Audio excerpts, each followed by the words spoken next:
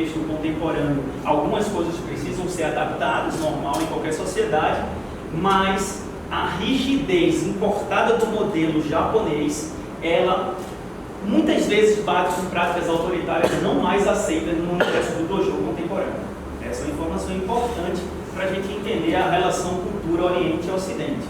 E daí, a cultura educacional local, onde o judô se insere, tem que estar contextualizado. Então, não levar isso em consideração e trazer o meu judô japonês, como ele é congelado, implantado aqui, possivelmente ele não vai acontecer da melhor forma dentro do dojo. Esportivização do judô. Aí, o dedo na ferida, na visão dos mestres. Existe o lutador, existe o judoca. Devido à esportivização, a gente tem um universo hoje que é triste na visão desses mestres, de que tem muitos lutadores. Preparação física, derrubar o banco de costas, mas o universo por trás do judoca, da essência da figura do judoca, ele está sumindo dos dojos. Isso é um apontamento importante que a gente vai criticar, inclusive, do ponto de vista civilizatório no final do trabalho. Tradicionalismo no judô. Brasil e Japão têm culturas distintas e essas adequações são necessárias, base com o que a gente discutiu também na disciplina e hierarquia. E aqui a gente tem um fato importante. Etiqueta, cumprimentar o quadro de Jigoro Kano, são coisas que se repetem no dojo do mundo inteiro e são necessárias de serem feitas se forem contextualizadas adequadamente. O que esses mestres percebem é que a coisa está sendo deixada, relegada, e isso tem deixado essas figuras importantes com uma certa crítica. Em relação ao processo civilizatório, que achou esse gráfico, e o interessante é ver que se destaca a palavra professor, defender, mediador, compreensão, realidade, aluno e relação. Porque daí, na fala cruzada desses mestres e com o apoio documental, a gente percebe que arte marcial, processo civilizatório, modalidade esportiva de combate. De novo, a crítica vem nesse sentido. Tem ganhos e tem perdas.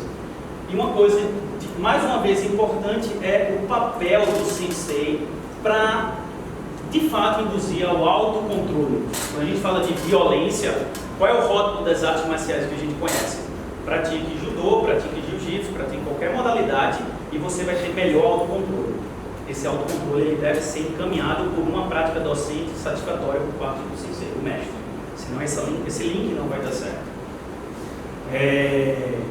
E o potencial de diminuição da violência social é reconhecida por nossos sujeitos como realmente uma força do judô no âmbito do dojo. O que a gente vê em mídia hoje, por exemplo, não são judocas envolvidos com brigas.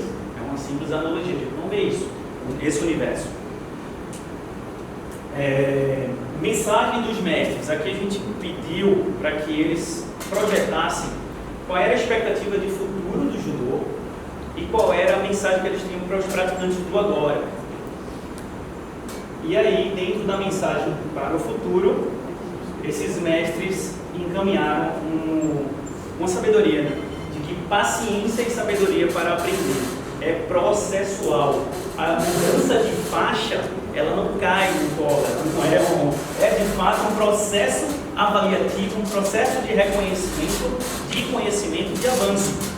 E aí, paciência e sabedoria, que é uma coisa que, por sinal, muitos dos mestres na entrevista disseram que isso é falta do ocidental. O oriental sabe esperar. E o oriental sabe esperar e o ocidental não sabe esperar. Essa impaciência, esse imediatismo leva a um entendimento de que, por exemplo, há uma questão mercadológica do judô. O exame de faixa, que é um processo avaliativo, passa a ser um bom negócio. E aí mora o perigo, quando o capitalismo influencia no processo. E por fim, quais são as expectativas dos senhores?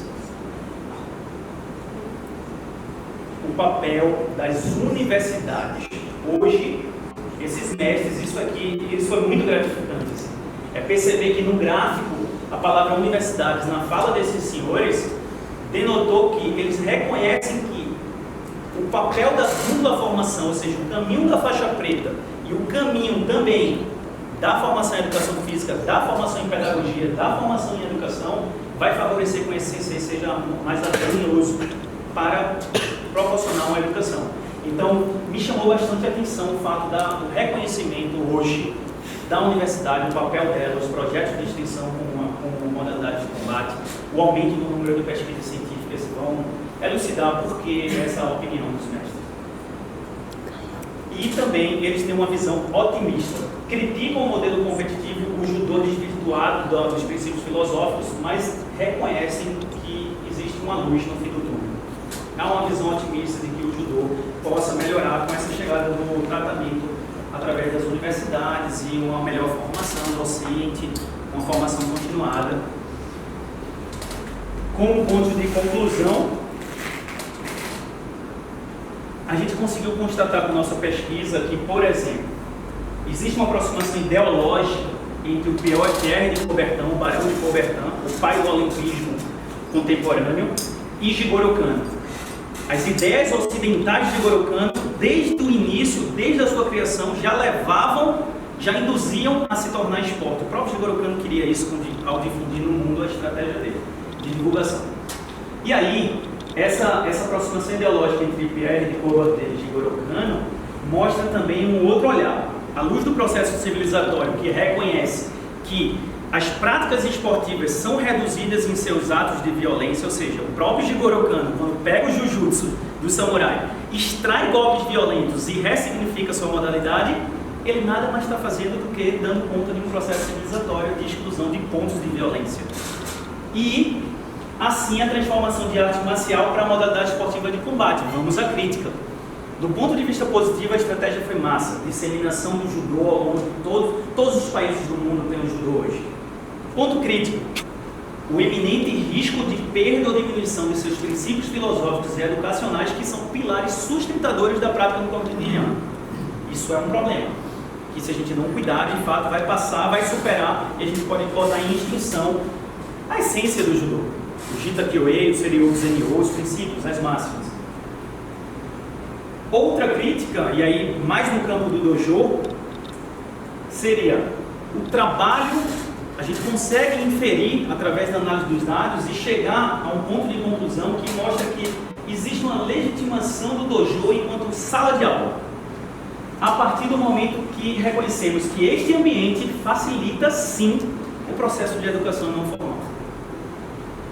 E a educação favorecida pelo judô deverá extrapolar os muros, o extra-dojo, e valorizar a formação cidadã e educacional. Esse é o papel educativo do judô na sociedade.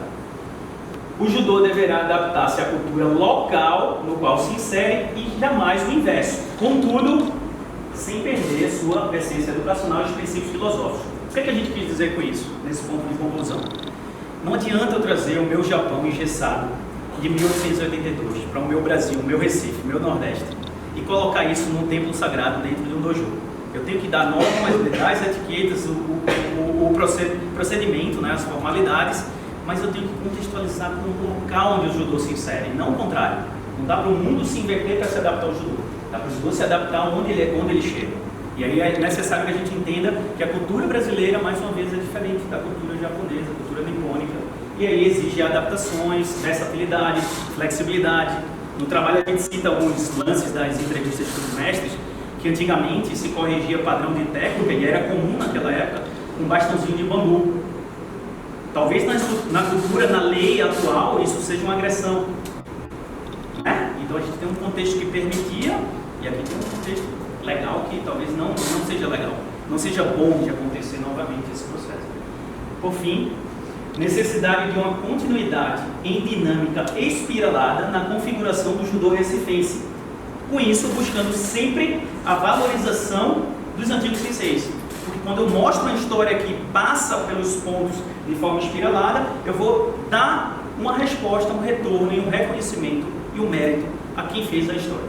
E essa é a nossa função também com esse trabalho. Algumas das referências utilizadas na apresentação. E gostaria de coração de agradecer ao professor Alfredo por ter cedido o auditório, ao LabGESP, que eu aprendi nesse período dos 2 anos muito no laboratório, espero ter contribuído também numa troca, e ao NEPEX, que está aí começando e tem muita coisa nesse ramo das lutas, a modalidade esportiva de combate para florescer. Então, os. Obrigado.